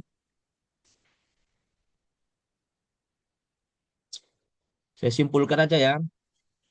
dari Adam kemarin, kemudian sekarang masuk Nabi Nuh. Ya, diskusi teman-teman tadi ya, menarik. Yang pertama tentang makalah dulu lah. Makalah masih kurang dimasukkan dari RPS ya. Coba RPS, coba dibaca lagi RPS-nya. Kontribusi kehidupan berbangsa dan bernegara. Saya kasih clue-nya lagi di kotak keempatnya itu, yang penugasan mahasiswa. Penugasan mahasiswa menyusun ringkasan dalam bentuk makalah tentang pemahaman baru tentang sejarah perkembangan filsafat ilmu agar dapat diterapkan pada kehidupan nyata. Kalau Nabi Adam, filsafat relasi ya, filsafat dan agama. Saya kemarin bingkai relasi filsafat dan agama itu evolusi kemarin ya, tentang evolusi. Jadi ketika kalau Adam ini kan melalui proses dua alam ya. Alam apa namanya? Adam dua alam ya. Alam alam metafisik menjadi alam alam fisik ya. Misalnya gitu ya. Alam metafisiknya ya istilah kita surga lah ya. Whatever lah apa yang penting metafisik. Saya bilang metafisik ya. Tapi kalau kita mengatakan surga ya. Kemudian diturunkan karena Tuhan mengajarkan filsafat, maka filsafat ya, kalimat Al-Qur'an di Al-Baqarah itu ilmu itu ya jelas filsafat. Mother of science itu filsafat. Sampai nanti pecahnya ilmu menjadi disiplin keilmuan masing-masing kan gitu. Jadi dikasih akal-akal sehat supaya bisa berpikir, kemudian dikasih agama yang saya jelaskan kemarin kan. Tidak, agama itu kacau supaya tidak kacau, karena ilmu itu harus kadang kalau tidak ada agama dia bebas nilai. Jadi ada istilah free value ya. Ya ilmu itu memang sifatnya dia bebas bebas nilai. Dia nggak bisa didoktrin dengan hal-hal yang eksternal ya, agama, ideologi ya. Dia harus mandiri, jalan sendiri, tidak usah dibimbing, nggak bisa. Kalau dia dibimbing ilmu itu dia bisa stagnan, nggak berkembang. Justru ilmu itu berkembang itu harus dibebaskan dari yang namanya norma nilai ya. Jadi dia mandiri gitu. Sampailah ilmu itu ke bumi ya. Tadi Adam itu mengalami dua fase, fase apa? Fisik, metafisik yang ada di alam Tuhan, kemudian fisik di alam bumi. Nah, sekarang Nuhnya ini sudah masuk ke alam fisik ya. Umat-umatnya pun belum. eh, Tadi dibilang 950 tahun ya di dalam Al-Quran. Ya, ribuan tahun lah kita bilang 950 tahun berdakwah dalam tafsir Hamka Azhar itu kan sekitar 80 orang yang ikut dalam dakwahnya ya. 950 tahun berdakwah, cuma ada pengikut followernya atau subscribernya itu sekitar 80 orang. Ditambah mungkin dia bisa berpikir ya untuk mendakwahkan atau mempromosikan ajaran Tuhan, mengkampanyekan ajaran Tuhan itu kan kalau ikut usia matang 40 tahun ya. Mungkin tambah kita bisa tambahkan 950 tambah 40 tahun ya kan usia matang manusia ya. Ya, sekitar 1.000 tahun lah ya. Nabi Nabi Nuh itu usianya gitu. Mengajarkan kepada manusia ya, untuk mengenal mengenal Tuhan. Tapi sebelum itu tadi ada cerita tentang Nabi Sis ya. Adam yang lengkap di Bible. Karena ada kaitan dengan filsafat ilmu. Nah, sekarang antara filsafat itu sendiri ya, filsafat ilmu itu dia jelas dia yang rasional yang lihat. Ada buku yang menarik ya, tapi kaitannya masuk ke Nuh ini. Karen Armstrong. Kalau baca bukunya itu menarik sekali ya. Saya selalu padukan ya antara timur dan barat karena ini cocok dipadukan nih. Kalau barat itu pasti berbeda data ya. Tidak hanya berdasarkan kitab suci. Kitab su Nuh dalam kitab suci kita ya hanya masuk mitos yang perlu dibuktikan sehingga menjadi logos ya. Jadi kisah Nuh yang dalam Al-Qur'an ya, banjir bandang, kemudian harus dibuktikan. Jadi banyak ilmuwan-ilmuwan yang dia memang orientasinya kepada hal yang terlihat, mengundang mereka untuk meneliti betul tidak ada banjir bandang tersebut ya. Didapatkan misalnya ada di Gunung Ararat Bahtera Nabi Nuh, wastawat alal judi. Kemudian apalagi meskipun Gunung Ararat itu juga mengandung perdebatan apa betul itu memang Bahtera Nabi Nuh. Jadi memang munculkan perdebatan. Tapi yang jelas artefak atau fosil tentang Bahtera Nabi Nuh itu terlihat oleh mata, oleh panca indera itu mirip kapal. Itu. Kemudian hubungannya dengan Karen Armstrong, sejarah Tuhan,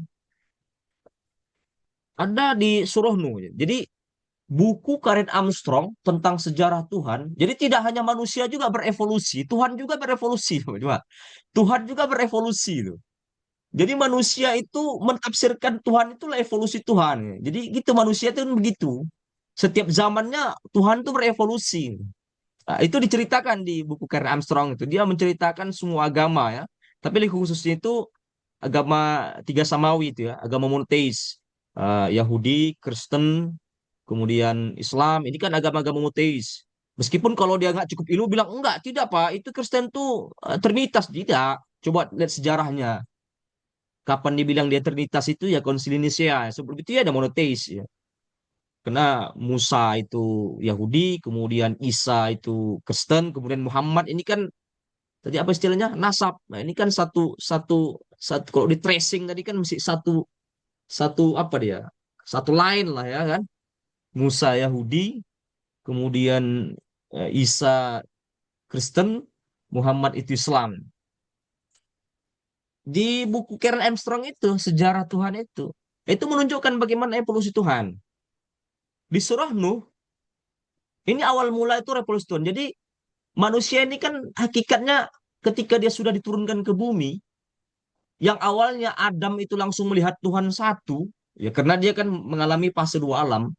Kemudian sampai di bumi ada rasa kekangan lagi ya. Jadi entitas yang sangat jauh, kan sudah jauh sekali antara langit dan bumi, antara surga, antara yang metafisik yang dengan fisik itu kan sangat jauh. Entitas yang jauh itu rasanya manusia ingin ingin harus didekatkan. Harus ada yang bisa dalam diri dia itu sebagai pengayom, sebagai dia tempat mengadu. Itu memang fitrah manusia kan begitu. Jadi, entitas yang sangat jauh kemudian berevolusi menjadi apa ya? Kera dekat menjadi dewa-dewa atau istilahnya apa? Politeis ya. Politeis. Nah, ini digambarkan di surah Nuh tadi itu ya. Wala tazaronna apa? Wala tazaronna apa yang lima orang itu yang diabadikan dalam Al-Qur'an gimana Bu? Wala tazaronna Alihatakum wala tadharunna alihatakum waddan waddan wa suwa'a wa ya'uqa wa yagusa wa nasar tuh kan? Ya lima orang itu. Itu awalnya memang adalah yang secara sejarah kan dekat ya. Dekat dari periode Sis ya. Sis kemudian Idris Muallim itu. Nah, Mudarris ya. Karena dia seorang guru mengajarkan bahasa kepada manusia. Nah, ini juga nanti muncul sosoknya di Yunani Hermes ya. Disebut juga Henok. Ya, ini istilah bahasa aja. Ada Henok. Tadi disebut Henok. Henok itu juga disebut juga Hermes tuh. Hermes tuh dewa ya. Dewa yang mengajarkan manusia tentang bahasa. Jadi kalau orang ilmu komunikasi pasti identik dengan Hermes itu. Tahu sekali tentang Hermes. Sampai ke nanti kita ke tafsir nih, metode tafsir. Nanti metode tafsir ada namanya metode hermeneutik. Ya, itu dari kata-kata Hermes tuh. Hermeneutik itu jadi Hermes tuh. Oh ya, mentafsirkan teks suci berdasarkan ya bahasa, berdasarkan komunikasi. Jadi diacak-acak dulu ayat itu sesuai dengan kemampuan manusia. Karena yang penguasa bahasa itu manusia setelah dia turunkan ke bumi. Ini kan diajarkan Hermes. Toh manusia itu memiliki kemampuan komunikasi membaca teks. Jadi bukan lagi hal yang mengawang-awang, ya tergantung kebutuhan sosial manusia harus diterjemahkan teks itu kan hermeneutik begitu. Sampailah ke periode Nuh kan. Eh, lima orang tadi nih ya apa Suwa, Yauko, Yagusa, Wat Nasar tadi ini mengajarkan itu kan kepada umat itu. Sampai dia wafat, ya orang-orang yang terlibat masih satu masa dengan dia, ya karena merasa inilah sosok yang menjadi apa istilahnya? Levitian apa namanya? Dalam filsafat tuh. Sosok yang jadi pengayom lah ya. Leviathan lah, Leviathan ini. Leviathan sosok pengayom lah. Karena dekat dengan Tuhan, karena mereka ini selalu mengadu kepada Tuhan. Sehingga orang-orang setelah dia wafat, entitas Tuhan yang jauh, ada rasa keinginan lagi dekat dengan orang-orang yang apa yang mengajarkan mereka. Jadi beberapa generasi, beberapa abad setelah mereka, berarti kalau istilah Islam apa itu ya? Sahabat, kemudian tabiin, tabiin, mungkin sahabat tuh yang langsung 5 orang ini yang ajarkan kepada orang pada saat itu kan sahabat ya, atau kita bilang murid-muridnya itu ya sudah menemukan sosok untuk mengayomi, kemudian meninggal. Nah, orang mereka ini yang pernah jumpa ini mengajarkan lagi kepada anak-anaknya, mungkin keluarganya. Itu belum belum apa, mesti merasa kedekatan lah, karena masih satu generasi. Tapi kalau sudah berabad-abad ya beratus, ada rasa keinginan lagi ya, keinginan untuk dekat kepada yang sosok 5 tadi ini. Sehingga manusia tadi itu, nah, kalau dalam karya Armstrong itu dilukiskanlah patung, patung. Jadi yang misalnya tadi Muhammad Muslih, ya orang-orang yang bijaksana lah, yang dapat ajaran langsung dari, misalnya ya 5 orang ini, Muhammad Muslih, Syahrodianto, Eka Satria, Darfi, Dadan Ramdhani, ini kan 5 orang tadi ini kan, generasi beberapa setelah mereka ini ada rasa keinginan lagi mau dekat dengan Dadan Ramdhani, dari Eka Satria, Muhammad Muslih. Jadi manusia itu membuat apa namanya patung-patungnya itu gitu, patung-patung itu mereka jadi itu entitas yang sangat jauh kemudian menjadi politeis itu. Kalau dalam kain Armstrong sejarah Tuhan, uh, akhirnya itu jadi sosok Tuhan kan. Pokoknya mereka itu ya mendatangi, ada rasa kalau misalnya galau ya atau punya utang, dengan datang dengan kepada sosok patung tadi itu sama Muhammad Musli, Eka Satria, dan Ramdhani, ada ketenangan jiwa gitu. Ini dialami nih Mas. Sampai Tuhan itu marah. Akhirnya Tuhan benar marah. Kalau bilang marah kayak Tuhan kayak apa ya? Kayak manusia. Tapi ya ini membuat Tuhan marah ya. Kok apa namanya? Kuasa Tuhan. Kenapa mereka ini yang galau ya, kemudian melaporkan segala sesuatu apa yang mereka alami ini kok kepada 5 orang ini nih yang kayak di apa surah apa tadi Nuh tadi kan. Jadi membuat Tuhan marah. Akhirnya Tuhan marah. Karena Tuhan marah, diutus Nuh tadi. Ah, ini masuk makalah kita nih. Diutus Nuh. Jadi Nuh itu kan tujuannya itu tuh. Hilangkan patung 5 orang itu bukan Tuhan kalian. Tuhan kalian itu adalah ya Tuhan yang menciptakan patung-patung itu. Adalah Tuhan yang menciptakan generasi yang didikan dari Sis tadi itu. Idris, Sis, kemudian mereka-mereka itu kan yang 5 orang diabadikan dalam Quran itu.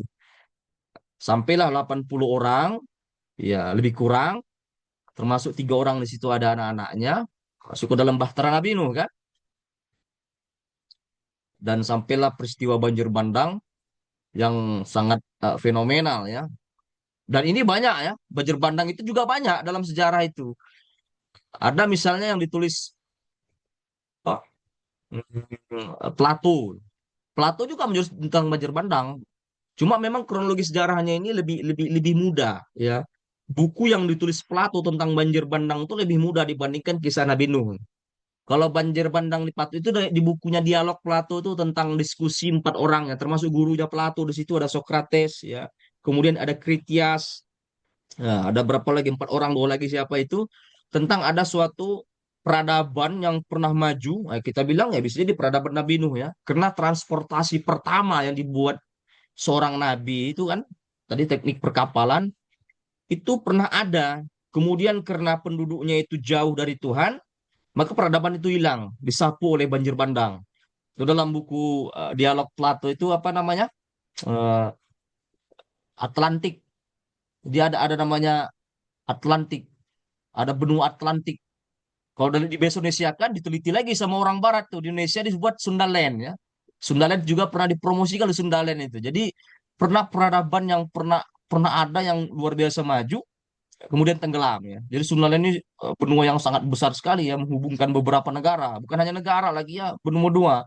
Sebagian benua Asia dia dia dengan Eropa dia gabungkan, mulai dari Jepang terus sampai ke Asia Tenggara kan. Ini kan Sundaland atau peradaban Atlantik itu 300 360 sebelum Masehi. 360 sebelum Masehi.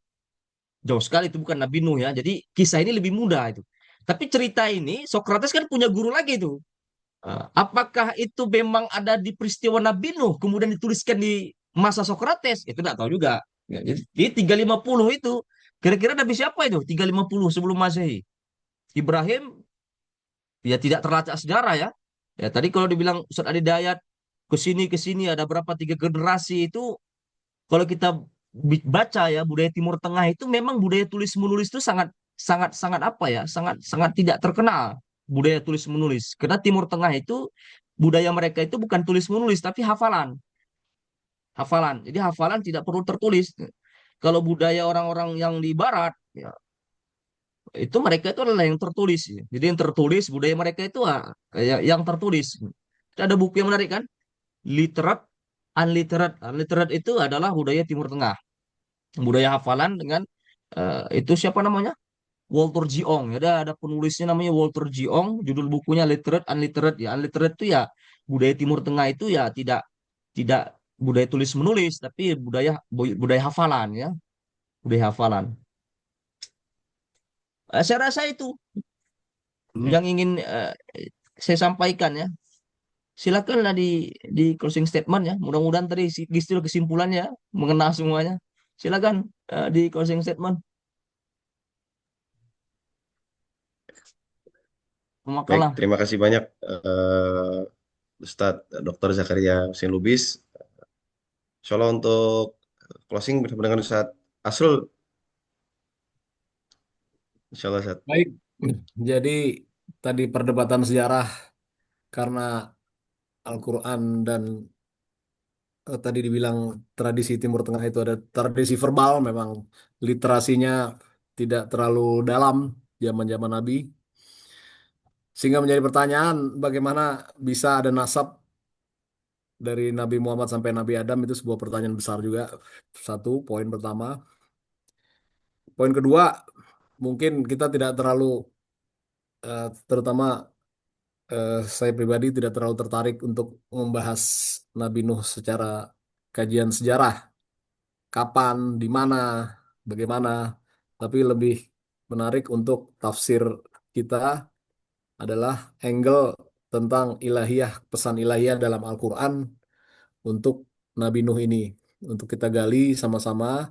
Dan seperti Ustadz Zakaria Husin Lubis tadi katakan, bagaimana eh, konsep ilahiyah dari Nabi Nuh bisa kita terapkan sehari-hari dalam kehidupan sehari-hari di kita, lingkungan kita, dan bangsa kita sendiri gitu kan. Poinnya seperti itu kan.